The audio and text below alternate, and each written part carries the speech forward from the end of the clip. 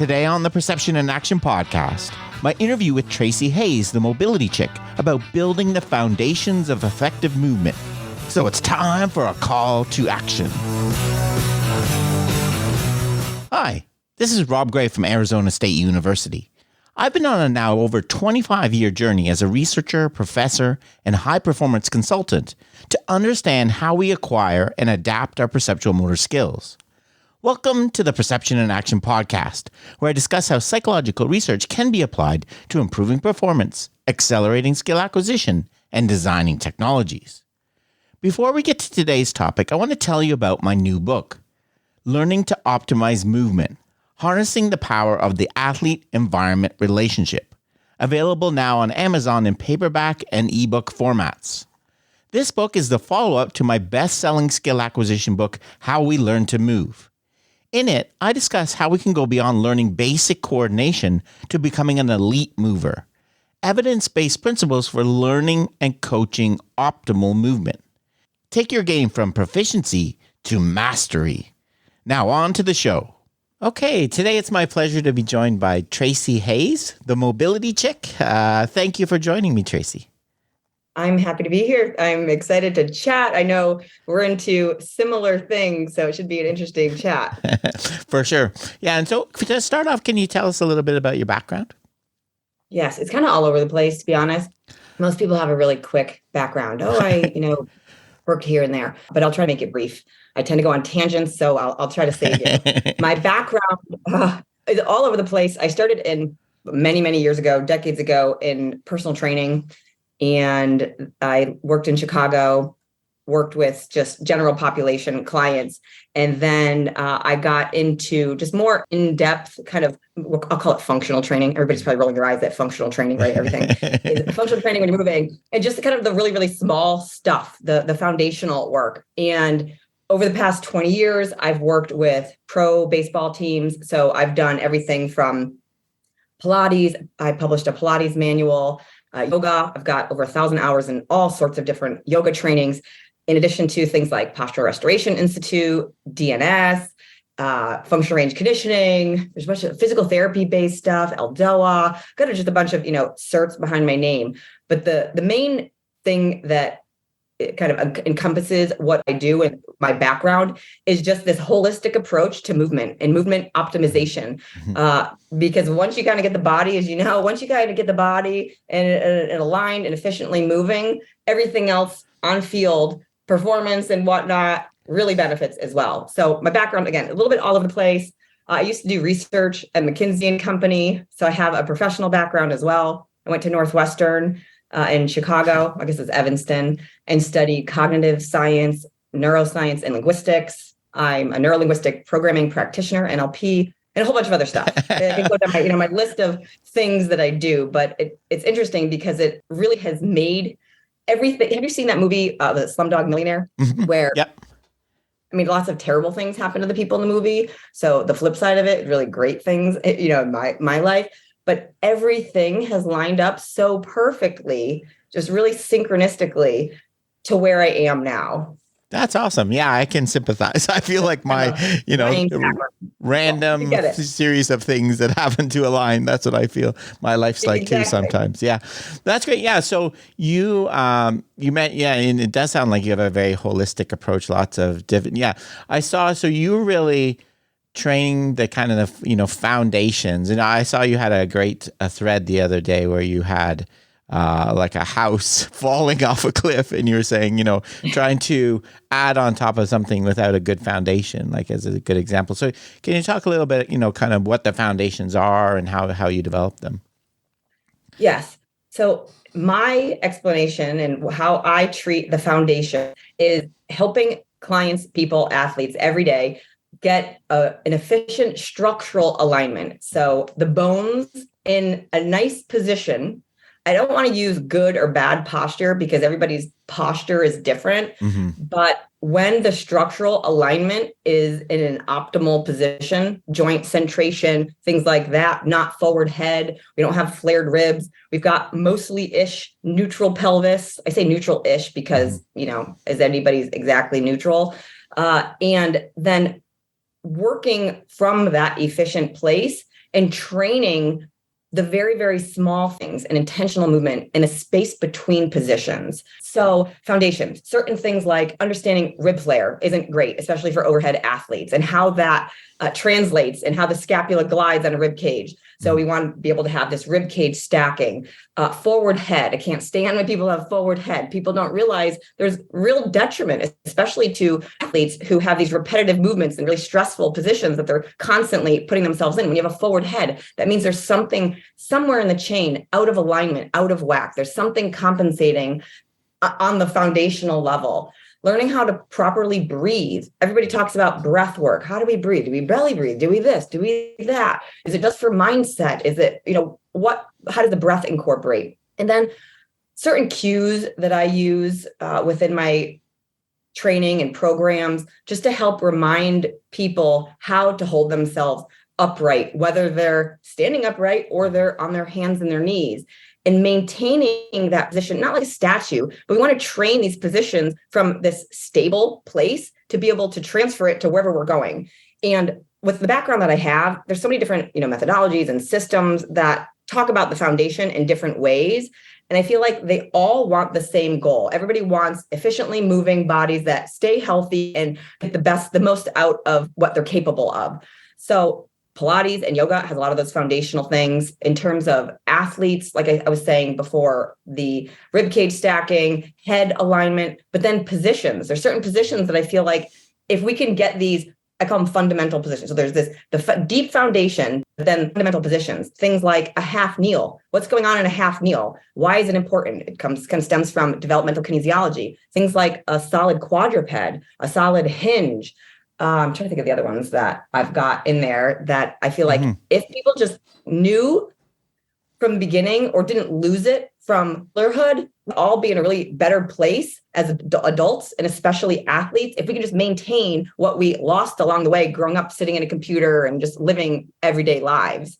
That makes a lot of, I think it's kind of aligns a little bit with kind of what we talk about attractors kind of, it's not like you have to move in this one exact way, but there's definitely things that are not going to be very efficient if you having your head way forward, not having a good hip hinge, so that makes a lot of sense to me. Yeah.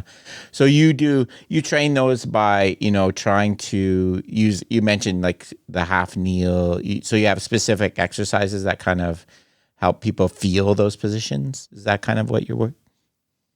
Yeah. So I have a 12-week mobility program that I pretty much start all of my clients in, because it's not something you just learn overnight. It's not, hey, here's a half kneel, here's a quadruped, and you do it once and you've mastered it. As you know, the brain is heavily involved in all that we do. And that repetition, again, to be able to do things differently, right? We want to be able to do things when I was listening to your first book, just about repetition, right? You're never going to do the same thing exactly the same way ever. It's never exactly the same. There's always something a little different. We want that variability. So giving people the base positions, quadruped, half kneel is another one. We got in my brain, a low bridge. We do a lot with that for pelvic stability. And then we add on from there. So we start doing limb work, moving. And then I do a lot of on the ground closed chain activities, and especially on the hands. Because I feel like, at least for baseball players, I feel like, in my opinion, and I'm saying this lightly because I know what you do, and I also know the audience here, is I feel like when you can add closed chain activities and movements, especially for scapula stabilization, it creates this reverse muscle pull and a different type of stabilization that you're not going to get through traditional band work and med ball and, T's, Y's, and I's and things like that. So a lot of my program is this base stuff using on the hands and then progressing from there. So we have a very basic position. So let's say if we're in a quadruped, so on your hands and knees and looks like a table, we might start there. And if you are fully active and aware and intentional about that position, very basic position, it's work just by doing that. A lot of times people get into a position on their hands and their knees and they just are sitting there. I don't want to just sitting there, quadrupeding there, right on their hands, and they dump into their wrists or they lock out the elbows, or the back sways, or their head falls. Well, that's a really inactive position. There's not a lot of energy transfer going on. So what we do is create that foundation of, okay, how can we make just the quadruped more stable? Well, if you kind of press through the floor a little bit and dial the hands out just a little bit, we want to have equal pressure throughout our hands in certain areas. A lot of people, if they lack scap stabilization, a lot of times they dip out into the outsides of their hands. So we want to make sure that there's equal pressure. And again, not dumping into the wrist. Why we create just a little bit of scap protraction rather than retraction is just to create the energy pulling up from the ground, the head in alignment, a neutral pelvis, while we're intending for our head to go forward and our butt to go back. When we create this opposition, that's a Pilates term, and I've used it for decades. Creating this opposition, and what I've noticed is enhances this dynamic tension, this dynamic stability through the center, through the middle, that then you can build out from there. So then you can do the limb stuff. You could go down onto an elbow. You could do rotational stuff. You could do leg work, hip work, rotational work with the hips or the shoulders, and build from there. And that ends up being a transitional position, just like the half kneel, that you can get in and out of. And all of those developmental, fundamental positions translate to the gym and on the field, like the hinge and the kneel and how you're going to position your legs, even the opposition. My pitchers and the hitters, they get up and they're thinking this, maybe not right at bat, but they're thinking we've done it enough. So we've got this brain mapping down. So we build from there. So is a lot of this kind of building awareness, not like maybe not conscious awareness, but I know like when someone said you need to hinge your hip, I would be like, I don't know what my hip's doing. What are you talking about? Like and probably head forward. Like a lot of people have head forward without knowing they're doing that. So is a lot of it kind of building awareness of what your body's doing in these exercises? Yes, very, very much so. Like a bazillion times over is creating that awareness in different ways. And a lot of times, as you know, sometimes we try to do something and our brain just doesn't know. It's like, I don't know how to actually get there. Because we might have been in a compensation pattern for so long, or we might have rehabbed from injury that we, many years ago, and we didn't realize that we're kind of dumping in over to one side more than the other, or we're favoring one side over the thing that was injured. And by creating that awareness of this balance, this where there may be asymmetry, to create some, for the most part, symmetry. I mean, the body is naturally asymmetric, so you can't make it exactly. You can't put a heart on both sides. But the awareness of, okay, what does it feel like to suction cup my scap to my back rib cage? What does it feel like to breathe into the back ribs and the side ribs? What does it feel like to lengthen through the crown of the head and through the floor? We'll just stick with the quadruped.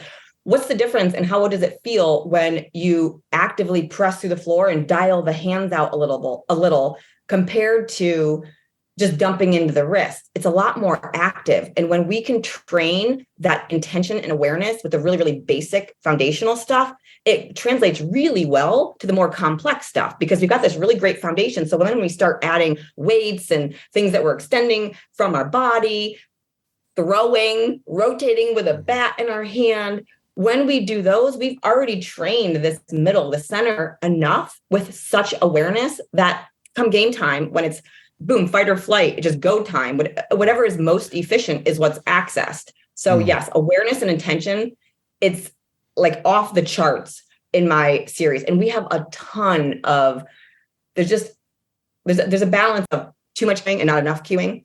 So I start out with a couple cues, ways to bring awareness within the body, and then you build class after class, week after week, session after session, until you get to the 20th class. And a lot of it is automatic now. So then we can build from there. So yes, awareness is through the roof.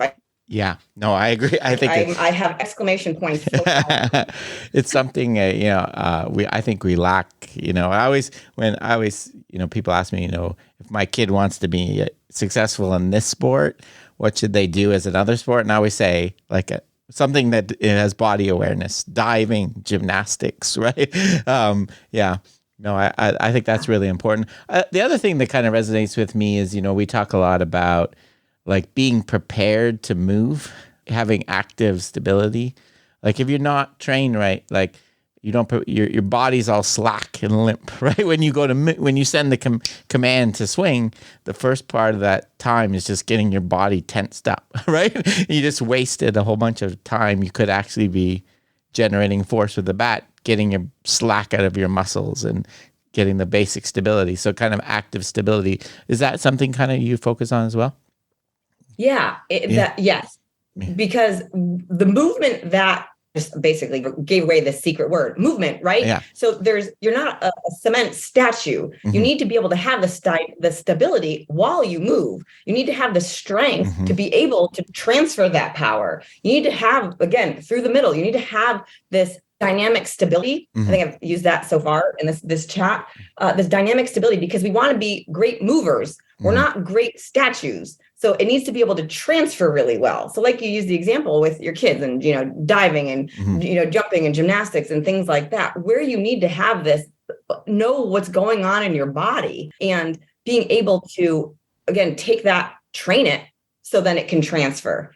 And we use all sorts of stuff, whether it's tactile feedback, you're touching yourself, outside cues, you have a pole, a wall. I love walls and floors and things like that to use to create just, again, that awareness. So then we can train it and implement different methods of, to create active range of motion. We want to be able to be as mobile as possible, but it's functional mobility. So it's not just, I'm really flexible, as you know, flexibility is one thing, but you could be, that doesn't necessarily translate well into sports if you're just flexible. You need to be able to go into those active ranges and with strength and with that you've done it before and that your joints can handle it. Because when you're going into these end ranges, somebody's running off the field, going to catch a ball way back over their head and the ball comes flying into their mitt. If you haven't ever trained way far back in the end range and you go catch something that's coming at you with force, most people would get hurt, but if you've trained it a bunch, you can handle that. So yes, we want to be able to have this stability through the movement.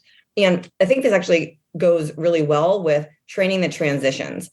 So a few years ago, when I first started my mobility program, I really had no idea how to describe what my program was about because there wasn't anybody doing what I was doing. And it was hard to say, okay, I'm training transitions. So I started out saying no energy leaks through transitional movements. What does that mean? We may be strong in position A, we may be strong in position B, but what happens between A and B is the difference of, in my opinion, an elite mover and a non-elite mover. And the people who have that space trained well in the transitions, they've got flow. They're able, the guys with the easy pop, effortless velo, it just looks smooth and butter easy. They've got that flow in them that just looks effortless because whether it's natural or somehow they trained it in some way, but you can actually train the transitions and you can train movement flow. And it's these movement patterns. So it's not just a static position of you're in the gym lifting weights and doing, an exercise, a deadlift or whatever your exercise in the gym is, some type of movement within that. And what happens when you come up to the top of the deadlift, what happens? I'm all about, let's add something there. And then let's be mindful what happens and then link a couple exercises together, whether they're loaded or not, and then focus on that middle space. So that to me is really the crux of everything I do is the transitional work. And there's a lot of ways to get there. It can be trained and it's really been setting guys apart. Yeah. 100%. I always the kind of way I think of it. We tend to think of movement as like hitting a series of positions. It's not. It's moving force, right? It's and you're right. Transitions are what, like carrying force effectively through and safely through your body, not you're hitting this range of motion or this particular position of your body, right? So you're right. You have to transition, and if you don't practice, that's when you either you lose force and your performance goes down, or you put force in the wrong thing and you get hurt, right? Yeah. So I 100% agree. I think that's a really good way to think about it. Yeah. So in your training, you do a lot of these going between moves, not just the static moves. Oh yeah, they're moving. There's rarely static moves in the classes, and the classes are a combination of a lot of different things.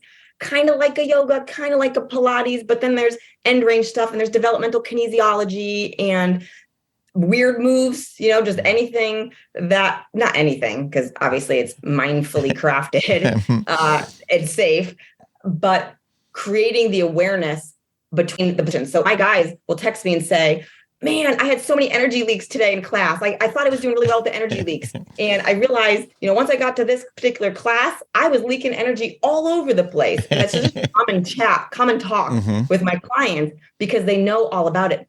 And they know how to then take it with them into their training and practice and their throwing and performance. And they're able to see that awareness. There's a guy in AAA with the Yankees, who's my first Yankees client, which is, I'm pretty excited. I added another team to my list of ones that I've worked with, or at least clients from that. And one of the things that he said is he's so much more aware of energy leaks in his training and performance and getting ready as he was getting ready for spring training, and being able to incorporate some of the cues that he learned through my programs that help just to kind of button him up a little bit. And like we were talking about earlier, awareness, just having the awareness that you were leaking energy in the first place. Most people don't even realize it. But then when you give them something to show, oh, this is what an energy leak looks like. And what that might look like for anybody sitting in their car, driving and wondering at home what an energy leak might look like. From a structural standpoint, if you're not moving, an energy leak, I already know if you've got forward head or some like wonky structural, something's kind of off, right? Or you're hunched over, you've got crazy rib flare. I already know there's going to be an energy leak because of the underlying structural alignment. From a movement standpoint, if you go from, we'll just say an RDL to a hinged over RDL. So like standing on one leg, I call it flamingo, and you go to an airplane where one leg is in the air, extended, like your body's like an ice skater. So I say flamingo ice skater. This is back in the day when nobody knows these exercises. So a lot of guys can stand up on their one leg and bring a knee up, no problem. Guys can also get to the point where they've hinged over, they're balancing on one leg's and their head's out front. So their body is parallel with the ground. Can you picture this? Yep. Yes, position. Yeah, okay. Guys might be fairly balanced there, but what happens when they've got their knee up and they start to hinge over and they're leaning forward and their leg extends out? Their energy leaks all over the place. They're wobbling, and it's not just a balance thing. It's not just, oh, my balance is kind of crappy. It's, are you extending out through the top of the head and out the heel at the same time? Is your pelvis level, or did it, kind of hike up a little because you may not have the strength and the stability to be able to keep the hips level as you lean and hinge forward? And then once you're there, do you just come right back up to get out of it? Or are you intentionally thinking about lengthening? Again, I say opposition all the time because it really is one way that really creates that awareness and that dynamic stability while you're transitioning. But then there's pelvic floor cues and your head in alignment. Is the head sagging? Well, if the head is sagging, there's fascial connections to the deep core that you're losing somewhere. So if we create, sometimes I'll take a hand and say, put your hand behind your head and just create a little bit of pressure between the head and the hand.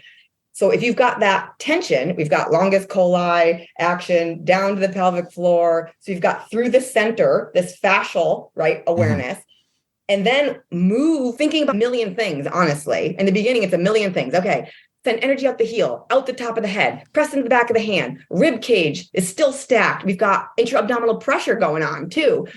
How about what's my foot doing through the floor? Am I wobbling? Am I dumping out to the outside of my foot? Am I going to the inside of my foot? And just, I don't bombard everybody with 500 cues right in the beginning. Yeah. It would just be, brain overload. But when you progress and you add layer upon layer and you train week after week after week, once you go into that RDL and you transition to the extended position with awareness, the energy leaks are much, much significantly less than they were before. And if you do that in every exercise that you do all the time, it translates to really amazing on-field performance, less injury. Guys are throwing harder, hitting more home runs, and it's healthier. I think I already said that one. But yes, that's important. Yeah. No. I think that's really important. I wanted to ask you about that. Do you work with mostly, healthy athletes, or do you also work people recovering from injury? That's a good question. Both. I am not, I'm not an athletic trainer. I'm not a physical therapist, although I've trained under several. And if there's something that's acute or something that is really out of my scope, I've got a team of amazing experts who we work hand in hand to figure out if somebody is recently off an injury, work together. And I work with the teams, the medical staff and strength coaches, because everybody's got to be in alignment. Everybody's got to be on the same page. If too many cooks in the kitchen, shit's going to burn. And we're all in it, trusting each other for the benefit of the athlete. So yes, a lot of guys are healthy.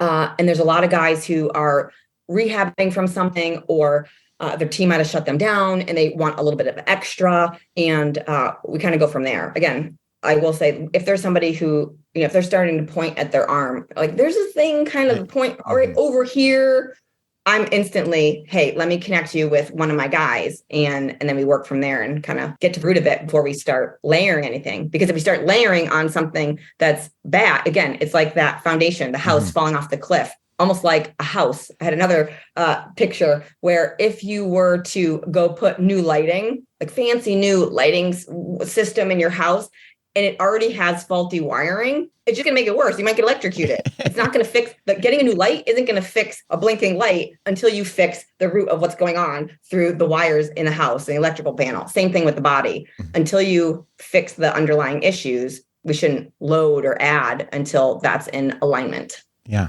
No, I 100%. Yeah. And to me, that seems like it would be a really good way to rehab and physiotherapy, kind of exploring movements around your injury. Once you're obviously right, you got to get by the acute phase and make sure they get that sorted out. But yeah, that seems like would be a really effective, as opposed to just doing lunges, a set of physiotherapy exercises that are the same, focusing on the transitions and things like that.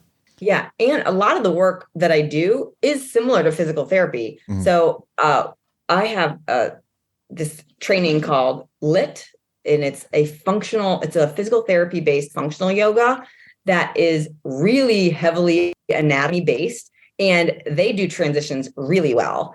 And so a lot of my programs incorporate physical therapy based exercises, and I work hand in hand with a physical therapist, Matt Barnes. He was with the Red Sox, now he's with the Marlins. His wife, Dr. Chelsea Barnes, is a physical therapist.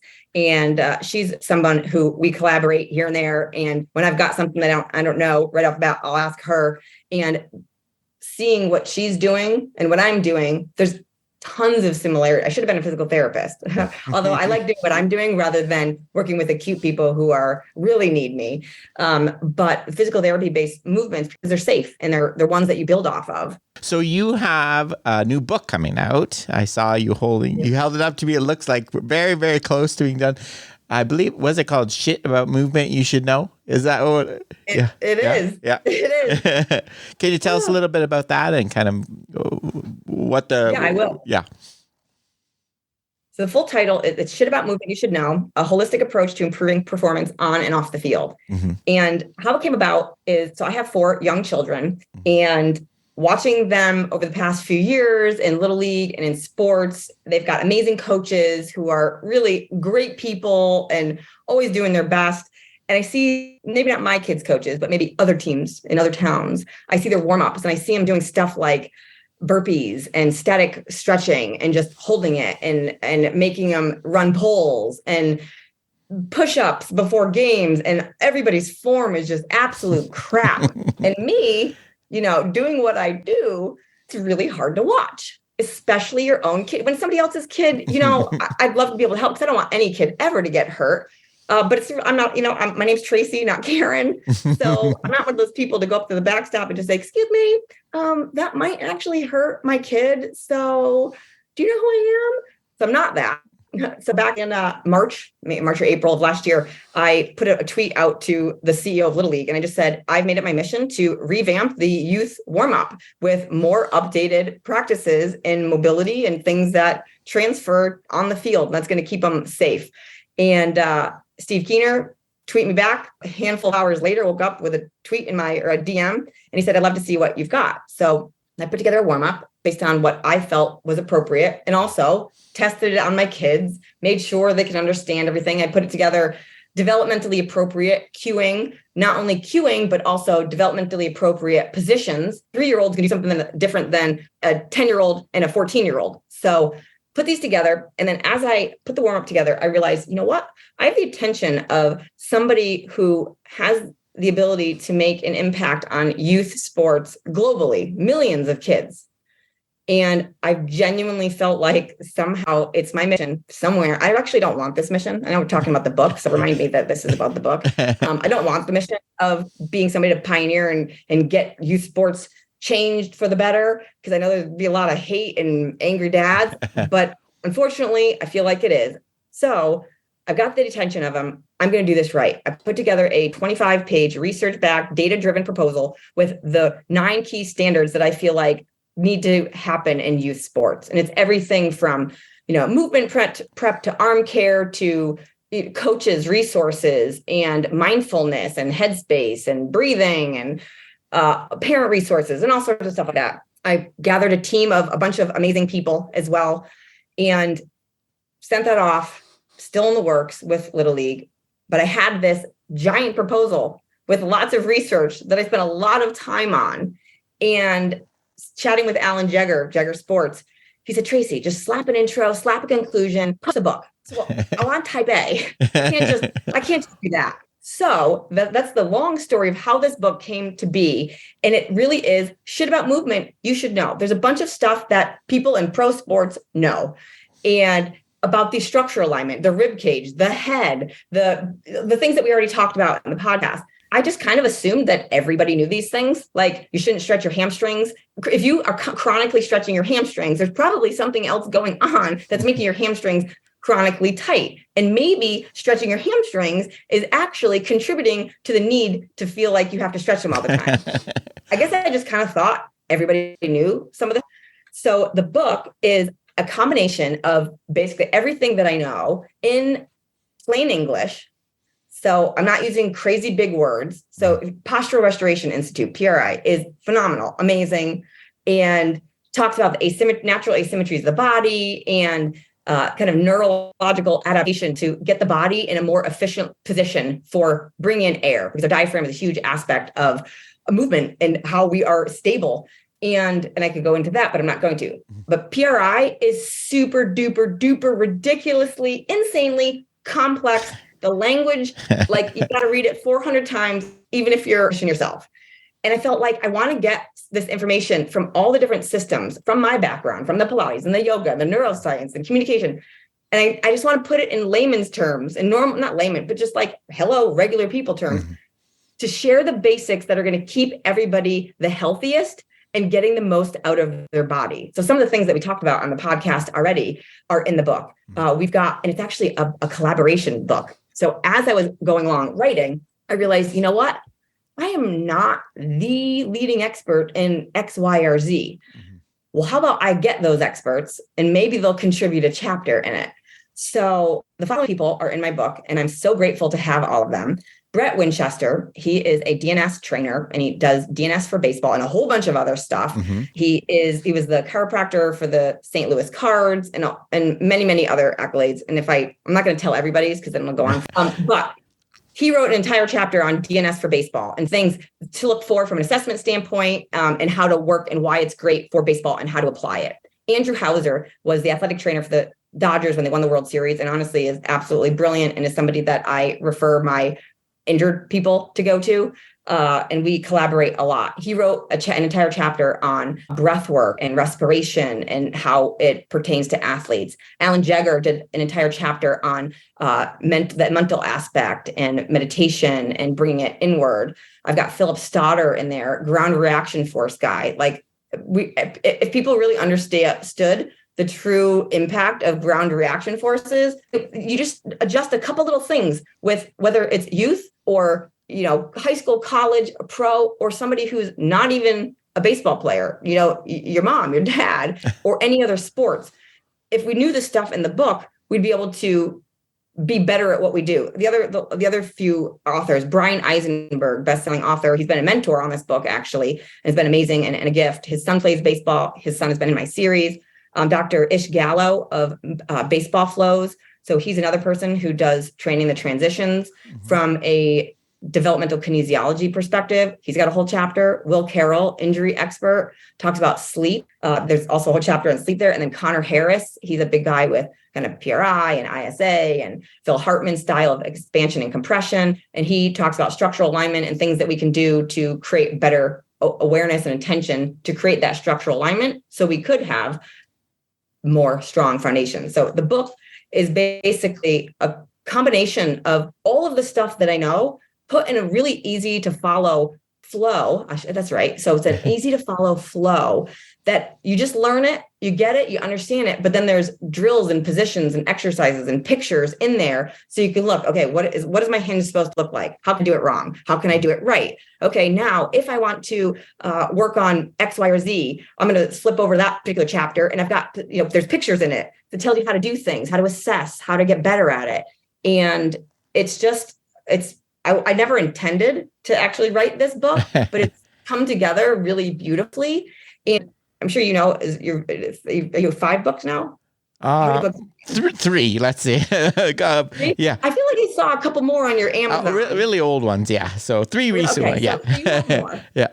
It's always a work in progress. And right, you could always keep editing the life out of it. So I really just have to, it's so close. It's already like done. But I just have to go through again and just take out the extra fluff and just make it as simple, easy to follow as it is, but just a little more simpler. And I'm excited about it because it's good for pro coaches and players because there is anatomical language in there. There are complex concepts in there, but in a way that you can easily understand. So it's great for pro coaches, college and high school coaches, but then also the players and the parents as well. Youth athletes. If parents just read this, they would be moving better already, as will their kids.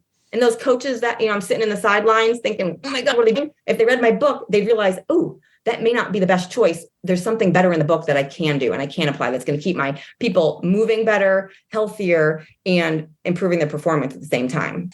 That sounds great. And I have similar frustrations watching people warm up and practice some of my kids' practices. So yeah, no, that sounds great. I'm really excited to see that. And do you know when it's coming out? I thought it was going to be out in December. But then, as I was mentioning before, I had a whole bunch of talks that I'm really grateful to have been invited to speak at conventions over the winter that I haven't picked it up, but it should, I'm hoping by baseball season, but if I under promise, over deliver, let's just say July. So then anything before that is better. Yeah. Right. No, that's probably smart. Yeah. That sounds great. And so this has been great, Tracy. So if people want to find out more about what you do and your material, what's the best places to go? I go by Mobility Chick. So either if you just Google Mobility Chick, CHICK, that's me. It's mobilitychick.com, Mobility Chick on all social platforms. And what else? There's probably other ways to find me, but I'm thinking Mobility Chick will get you Instagram. I share tons of drills and videos and how-tos. And now I've been picking up my Twitter game as well, putting out threads that are helpful with, developmental stuff, foundational stuff, pictures and videos. And, any of those just have tons of free resources, and you can always just hit me up on any of those social platforms, and I respond to everything, and just always looking forward to connecting and helping as many people as I can. Awesome. Yeah, I'll make sure to put those links in the notes for this. So yeah, that was great. So thanks for joining me today. I'm so grateful to have been here. It was great to be able to chat and share, and I know we're in the same kind of business of movement and getting the most out of your bodies, so it was a real pleasure to be able to sit and chat with you. So thanks for having me.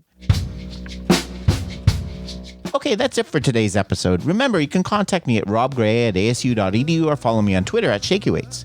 To find out more about the podcast, please check out perceptionaction.com. Finally, to support the podcast and receive bonus materials, including a monthly coaches meetup, please head over to patreon.com/perceptionaction. This is Rob Gray from ASU. Cheers for now, and keep them coupled. Gone straight away.